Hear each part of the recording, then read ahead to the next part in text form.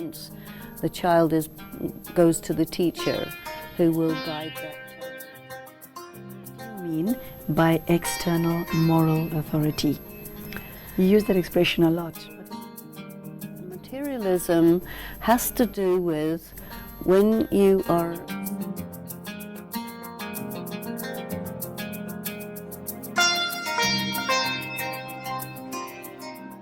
Hello, it's great to have all of you back for the next episode of this course in Values and Spirituality. We are currently on page 19 of book number 2, and in this episode we will be looking at a number of aspects which I will tell you about as we go along. The first aspect that we are taking up is the requirements for developing spirituality and values. What I noted about this segment is that Sister Denise, the author of these books, has set this course out step by step so that the adult student can know exactly where to go at every juncture. So nothing has been left to chance, and actually nothing has been left out. Every aspect and every milestone of spiritual development has been included in this course. So Sister Denise, I welcome you. Thank you. Okay, you start off by saying an ideal educational program must not only prepare us intellectually, but also underlie our social and professional competency and participation in the world. I'd like to know why you focused on these two particular competencies. You see, sometimes people think of themselves and each other in very sort of categorized, separate sections. This course is holistic. That means you look at a particular area of a person's consciousness or their activities, behavior, or whatever, but as soon as you do that, you put it in the context of the whole. We need to have the intellectual component because we need to be able to articulate our values. We need to know why we hold those values, and we have to have figured it out. We have to be able to, if anybody says to you, I don't agree with your values are stupid, etc., etc., you need to be able to come back and articulate very clear why they're not stupid and why you hold them, which in turn is going to force the other person to have to articulate why they hold theirs. And there's nothing to say you have to have the same values. But the issue is, if you do have different values, then you have to be able to work out some compromise. You have to negotiate how you're going to function together when you have different value systems. And this is where the social component comes in. Because as I said earlier, we don't exist in isolation, and our values are operating in the social environment, and therefore we need to be able to function well intellectually and socially in order to live in harmony. Could you tell us what you mean by the following words? Consequently, moral and ethical components are implied throughout the program and contextualized in the challenges of daily life. While studying the practical application of spirituality and values, you will see clearly how they work in everyday life and experience the values directly. We talk about this because sometimes a person who is studying this sort of thing, moral philosophy, spirituality, and so on, you take it to another realm which is outside of daily life, and it becomes intellectualized. But there is another kind of compartmentalization there. And part of the holistic approach to life, values, spirituality is, how is this lived? Because if you aren't living it, we can say it's not real. And you can say, well, I believe this and that and the other, and then you behave in a way that doesn't fit with that, and then you say, well, that's nothing to do with it, because how I live and what I think doesn't have to work together. But what we're saying is, of course it has to work together. You cannot separate those. I really liked what is contained in paragraph 3. It says at the beginning of it, The best conditions for success occur when principles are demonstrated, and at the end you say, such integrity means that you deal with others with tact and respect. Your attitude reflects your principles. It becomes very obvious that that which is contained in these books is not theory, it's practical. It has to be practical. You know, one of the big problems that we had to contend with when we were setting about writing this is to figure out something that works, because everything that had gone before didn't work. And there's no point in writing a book that doesn't work when we already have plenty of books that already don't work. And this is why there's a lot of attention on the practical side. Is this doable? You know, there are many high ideas that are beautifully articulated, and people will say, yes, this is excellent. Try and live it. Difficult. And so we're really directly looking at the difficulties of living it, and we're also making it such that it is doable and that it doesn't remain in the realm of ideals. So the practical realities are paramount as a value. Reflecting, learning about values will affect your attitudes, and educators have identified the following requirements for successful learning. We're still on page 19, and the first aspect we come to is appropriate atmosphere. I must admit, when I read this, I didn't realize that it actually played such an important role. It would be nice to have it, but I didn't realize it was mandatory. And when I read this, I realized that, yeah, one cannot achieve what you want to without it. All of us are sensitive to the atmosphere, vibrations, and overall environment. If the atmosphere is chaotic and undisciplined, it is hard to learn. Of course, and if the teachers and the administration of an educational institution are demonstrating a set of values that is different from what's being taught, you can't learn. It has to be consistent, it has to be coherent, otherwise it doesn't have reality.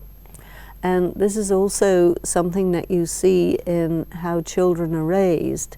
If their parents don't demonstrate and provide an environment that corresponds exactly to what they're saying, what they're doing, everything is coherent, then only the children can learn. Because language is not just words. Everything is a message, including the atmosphere and vibrations. So if you have a very tense atmosphere, very punitive, moralistic approach to things, then the people will be all the time in a state of self-defense. And they're not going to learn values, they're going to learn how to survive in that hostile atmosphere. So we have to understand what we're doing here. The next aspect really caught my attention because there is so much of evidence to the contrary, and because this is not the reality anywhere in the world. I'm going to elaborate on what I mean. Competition, Sister Denise says on page 19, does not always function as a useful stimulus for better performance. Where there is competition and where some enjoy unfair advantages, the atmosphere becomes oppressive and dehumanizing. That came as a surprise, because often teachers would use competition for pupils to do better. Well, it can work for people to do better, but it depends how it's used, how it's positioned. You see, if people are pressured, penalized, if it's an unequal playing field, then a person will feel, look, the odds are unfairly stacked against me, I'm not being recognized, I'm not free, my learning style may be different from the one they like, and so I'm going to not learn. You know, and a lot of students just refuse to learn because they experience, and they may not be able to articulate it, but definitely on an intuitive level, they know that they cannot function in that environment. Mm-hmm.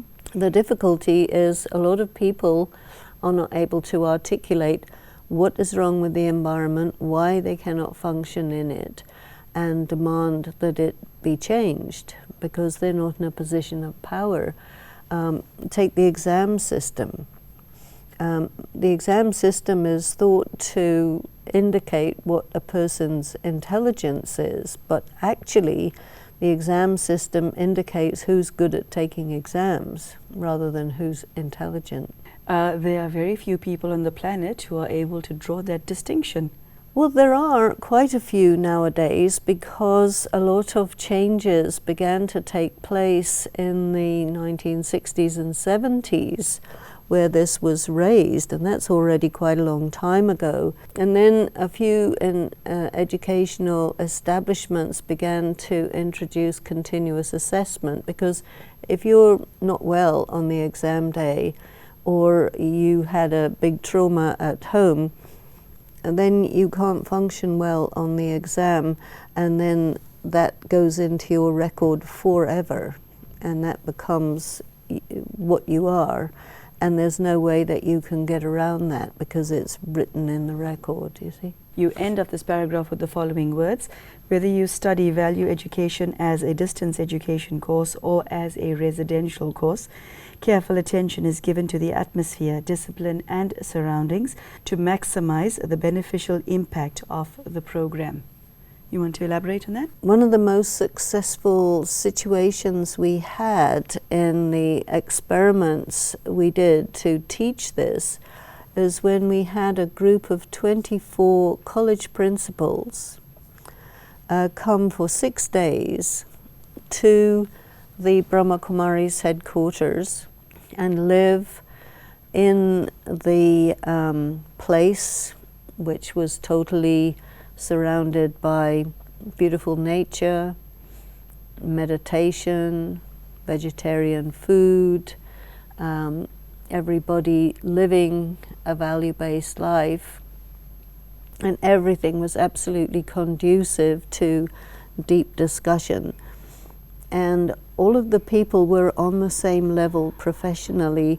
Some of them knew each other, some of them didn't, but the social cohesion and bonding and depth of and breadth of conversation that took place in this group really pointed to the importance of atmosphere.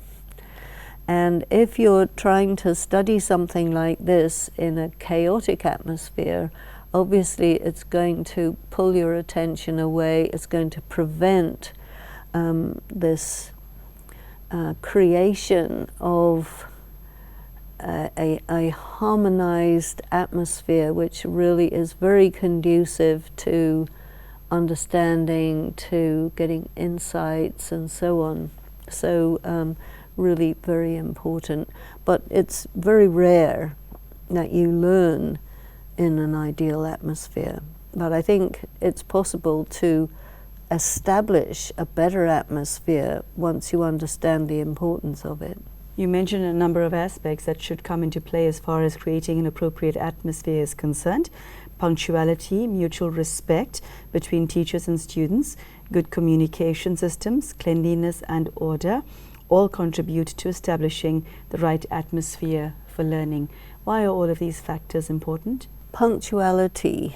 If everybody's there at the right time, you can start. You have only a certain amount of time in which to have your learning experience. If you're having to wait for people to come in and out, if people are talking, there's not proper attention, there's disrespect, you can't begin. And there's interruptions, cell phones going off, all of these things. These are signs of carelessness, signs of disregard, signs that you really are not there for the program. And so it can't work. If you do not have mutual respect between the teachers and students, then it's a top-down situation. And students will if you feel disrespected, you close down. Yeah, that is the reality of many child student and adult student. Definitely. If you go in there as a teacher thinking that these people don't have any values, there's prejudice. And people will feel it. That will also make you close down. If your space is ordered, clean, nice, all of these, they're little things, but they make all the difference between you get it or you don't get it. You want to be there or you don't want to be there. So you have to bear in mind that in order for the learning process to work well, every single one of these elements makes a difference. And you'll see in some educational establishments, for people who are very privileged, I have to say, they pay attention to that detail. And this is why the students do so well. It's a reality. Okay. I would now like to go to 1.3.2, entitled Inspiring Curriculum. You say, students are interested when course material is relevant, well presented, thought-provoking, and calculated for benefit. When both teachers and students are inspired by the curriculum, worthwhile and stimulating discussion takes place, assignments are completed with interest and enthusiasm and in a timely manner. That's an ideal environment, isn't it? It is, and it's attainable. So it's not an unattainable ideal. I think that one of the worst things to be is boring. Okay, I had not listed that as a sin, but why do you say that? You're referring to the teacher? The curriculum. Okay, and okay. If the curriculum is boring, if it's irrelevant, if it doesn't stimulate the interest of the student, then there's something wrong with it. But usually what happens is people say, well, whether the curriculum's boring or not is neither here nor there. This is what you have to learn. And the student will say, not interested. Doesn't mean anything to me. Go away. You see, so they're there by force. And you can't learn something if you're there by force. The teacher, has to be an entertainer. The teacher has to make the subject come alive, and then the student can learn something. But if the curriculum is by itself already boring, irrelevant, not preparing the student for life, and the student doesn't see the point, well, they'll be busy with something else. They may be there physically, but they're not there mentally.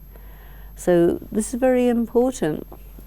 If we want the children, the young people, the adults to be productive and interested participants in the society and contribute, that there has to be something in it for them. They have to get something out of it. And to be stimulated is a very great wealth that they would be nurtured by. So an inspiring curriculum is very important. Who creates the curriculum? As the educational ministry or whatever, and why, we don't always have really good educators preparing the curriculum. If it's administrators preparing the curriculum, they may not understand important aspects of education that they need to know in order for this to work. The next line was rather thought-provoking. Each participant in the educational program takes inspiration from the next, and there is a good cross-fertilization of ideas. This program is alive with a sense of commitment, and everyone involved desires to invest time, energy, and attention. Tell us what you mean by cross-fertilization of ideas. That's a lovely term. There are different aspects of pedagogy and different styles of teaching and learning. And as I have mentioned already, this is a holistic type of learning environment. And when we are learning together and the participants are interacting with each other, ideally everyone is sitting in a circle. It's not a teacher at the front and a lineup of people in front of the teacher absorbing what the teacher says and then regurgitating it in tests. No, each and every person's opinion is sought. Each and everyone has to share their experiences, what their problems are, what their challenges are, what their understanding is, and they do a lot of talking with each other in groups, which means that the education environment is very alive. In an education environment, if the students are passive, the brain doesn't work so well. Once they're active and talking and listening, they start firing on all the cylinders and things work much better. Okay, so the interaction between the students is as important as the interaction between the teacher and the students. Yeah, and in certain situations, the teacher just becomes one of them. Of course, the teacher is guiding, facilitating, and so on, but the teacher can easily move away from being didactic and just say, okay, let us consider these questions and then let it move. Because there's a great deal contained within the participants. And especially if it's an adult group of people, you don't want to have a top-down situation because this is not about absorbing information. Tell us what you mean by a top-down situation, because we haven't got there yet to that part of the book. Where the teacher knows everything, the teacher is the authority, and the students are supposed to be absorbing information and giving it back, and if they give it back wrong, then they are wrong. That's a top-down situation. Okay, so does the teacher in this scenario ever have the right to say to a student, the adult student, you're wrong? If the teacher says to someone, you're wrong, it has to be because they're illogical, but not because their opinion is different from the opinion of the teacher. Because in matters of value, you cannot say that one set of values takes over from another set of values, making the other set of values wrong. And what we have is different criteria. And in order for a person to say, okay, I hold this particular set of values for these and these and these reasons, if that person has a set of values which infringes someone's freedom, then the teacher needs to draw their attention to that and ask them, if you're doing this, you're going to be getting yourself into a conflict with the law, something like this.